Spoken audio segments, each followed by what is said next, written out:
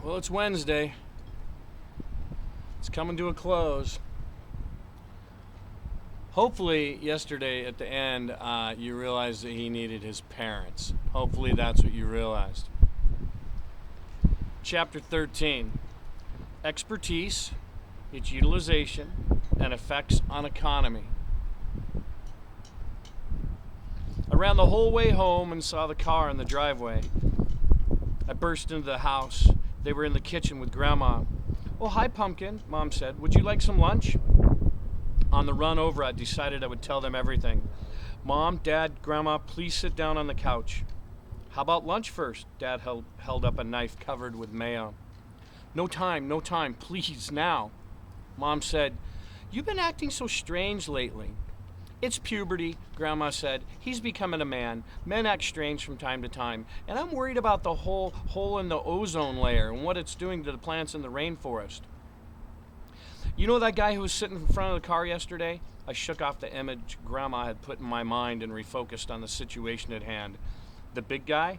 "Yeah, that's him. His name is Joseph Powdermilk. He's a professional boxer, a prize fighter. His next fight is Saturday night, and if he wins, I get half his winnings." "What on earth are you talking about?" Mom asked. "Why do you get half his earnings?" Dad frowned. "Why should he give you anything?" "Because I bought his contract and I sponsor him." They sat down. Arnold, my stockbroker, bought the contract for me." "Arnold?" Dad asked. "You have a stockbroker?" Mom whispered. "His own boxer," Grandma beamed.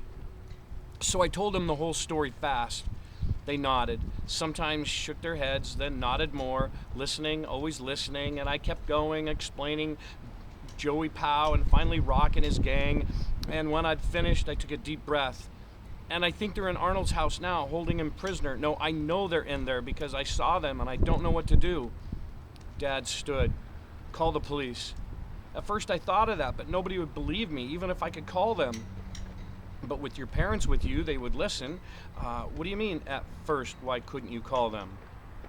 "He means," my mother chimed in, "that it's difficult to go to the police because some of his employees are poor people who really need the money, and if the authorities come into it, perhaps they'll find the workers aren't all documented the way they should be.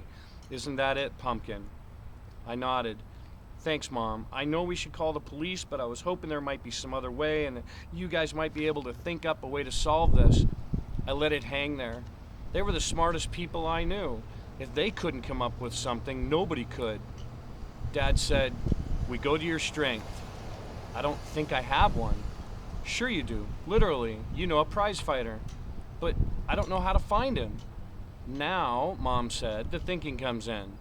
It took her just 3 minutes on the internet and 2 phone calls before I heard Joey's voice on the other end of the line. Meanwhile, I was shaking Grandma off because she wanted to say hello to him. "Joey, it's me." "The sponsor?" "Yes, Rock and his men are at Arnold's house holding him prisoner, I think for money, and I can't call the police because a lot of workers will get in trouble." I heard the phone click and Joey was gone before I finished speaking. I hung up and turned to my parents. "Let's get over there." "I call shotgun," Grandma said as we scrambled to the car. Mrs. Gustkey just laughed at that. Grandma's a hoot.